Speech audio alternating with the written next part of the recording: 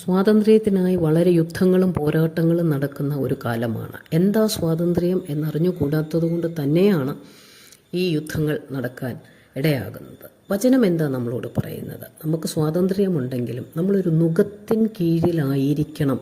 നുകത്തിൻ കീഴിൽ ജീവിക്കുമ്പോൾ മാത്രമേ വിജയകരമായിട്ട് ജീവിതം മുമ്പോട്ട് കൊണ്ടുപോകാൻ കഴിയത്തുള്ളൂ എന്ന് ബൈബിൾ നമ്മെ ഓർപ്പിക്കുന്നു. മത്തായി എഴുതിയ സുവിശേഷം 11 അധ്യായം 29-30 വാക്യങ്ങൾ, ഞാൻ സൗമ്യതയും താഴ്മയും ഉള്ളവനാകയാൽ എൻ്റെ നുകം ഏറ്റുകൊണ്ട് എന്നോട് പഠിപ്പിൻ, എന്നാൽ നിങ്ങളുടെ ആത്മാക്കൾക്ക് ആശ്വാസം കണ്ടെത്തും. എൻ്റെ നുകം മൃദുവും എൻ്റെ ചുമട് ലഘുവും ആകുന്നു. ഇവിടെ നുകത്തിൻ കീഴിലുള്ള ഒരു ജീവിതം യേശു കർത്താവ് വരച്ചു കാണിച്ചിരിക്കുക. പുത്രൻ ലോകത്തിലായിരുന്നപ്പോൾ പുത്രൻ്റെ ഇഷ്ടം പോലെ ജീവിക്കുകയല്ലായിരുന്നു. പിതാവുമായിട്ടുള്ള സംസർഗത്തിൽ പിതാവിൻ്റെ പ്ലാനനുസരിച്ച്, പിതാവിൻ്റെ സമയമനുസരിച്ച്, ഇഷ്ടമനുസരിച്ച് താൻ കാര്യങ്ങൾ ചെയ്തു.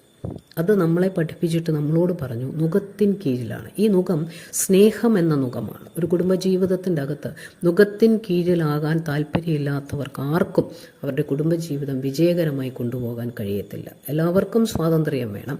ആ സ്വാതന്ത്ര്യം അനുസരിച്ച് ഭാര്യയും ഭർത്താവും ഉപയോഗിക്കുമ്പോൾ അവർക്ക് സ്നേഹമെന്ന നുകത്തിൻ്റെ കീഴിലായിരിക്കാനായിട്ട് കഴിയുകയില്ല. ഒരേ പേസ് അല്ല നമ്മളുടേത്. ഒരാളുടെ പേസ് ഫാസ്റ്റ് ആയിരിക്കാം, ഒരാളുടെ പേസ് സ്ലോ ആയിരിക്കാം. ഈ സ്ലോ പേസുകാരനെയും ഫാസ്റ്റ് പേസുകാരിയെയും കൂടെ ദൈവം ഒരുമിച്ച് ചേർക്കുമ്പോൾ നുകത്തിൻ കീഴിലാണെങ്കിൽ മാത്രമേ അവരുടെ പേസ് ഒരുപോലെ മുമ്പോട്ട് പോകത്തുള്ളൂ. അങ്ങനെ ഒരേപോലെ മുമ്പോട്ട് കൊണ്ടുപോകുമ്പോൾ അവരുടെ അഭിപ്രായങ്ങളിൽ ഒരു വണ്ണസ് ഉണ്ടാകുമ്പോൾ, അവരുടെ തലമുറയ്ക്ക് കാര്യങ്ങൾ പറഞ്ഞു കൊടുക്കുമ്പോൾ തലമുറ അത് മനസ്സിലാക്കാനിടയാകും. തലമുറ അപ്പനെയും അമ്മയും കണ്ട വളരുന്നത്. തലമുറയ്ക്ക് രണ്ടാശയങ്ങൾ അപ്പനും അമ്മയും രണ്ട് വിധത്തിൽ പറഞ്ഞു കൊടുക്കുമ്പോൾ അവരവരുടെ സ്വാതന്ത്ര്യം അനുസരിച്ച് പുതിയ ഒരാശയം കണ്ടെത്തുകയും ആ വഴിയിലൂടെ അവർ സഞ്ചരിക്കുകയും ചെയ്യും. അതുകൊണ്ട് നമ്മളുടെ പേസ് ദൈവഹിത പ്രകാരമാക്കിയെടുത്ത് നുകത്തിൻ കീഴിലാണെങ്കിൽ, യേശു പറഞ്ഞു എൻ്റെ നുകം മൃദുവാണ്, എൻ്റെ ചുമട് ലഘുവാണ്. കാരണം നമ്മൾ ദൈവമക്കളുടെ ലക്ഷ്യം ഇറ്റേണിറ്റിയാണ്, അല്ലാതെ മറ്റൊന്നുമല്ല. ഇവിടെ എന്തൊക്കെ നേടി എന്നുള്ളതിനേക്കാൾ നിത്യതയിലെത്തണം. നിത്യതയിലെത്തണമെങ്കിൽ ഈ പേസ്, സ്നേഹമെന്ന പേസിൽ യേശുവിൻ്റെ നുകത്തിന് കീഴിൽ നിന്നെങ്കിൽ മാത്രമേ നിത്യത വരെ നമ്മൾ ഒരുമിച്ചെത്തത്തുള്ളൂ.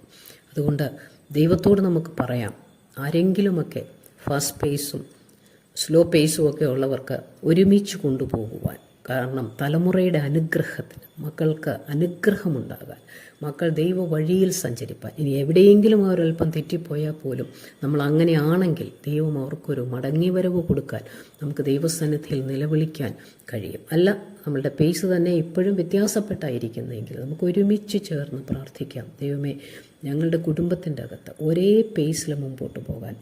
എന്ന് പറഞ്ഞാൽ യേശുക്രിസ്തുവിൻ്റെ സ്നേഹവും യേശുക്രിസ്തുവിൻ്റെ നുകവും ചുമന്നുകൊണ്ട്, അത് മൃദുവാണ്, അത് ചുമട് ലഘുവാണ്.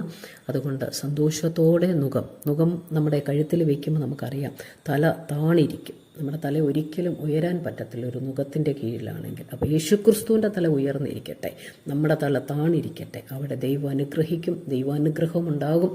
ജീവൻ്റെ ജലനദിയിൽ നമ്മൾക്ക് നീന്തി തുടിച്ച് കർത്താവിൻ്റെ സന്തോഷത്തിൽ നമ്മുടെ ജീവിതം കൊണ്ടുപോകാൻ സാധിക്കും. അതിന് ദൈവം നമ്മെ സഹായിക്കട്ടെ.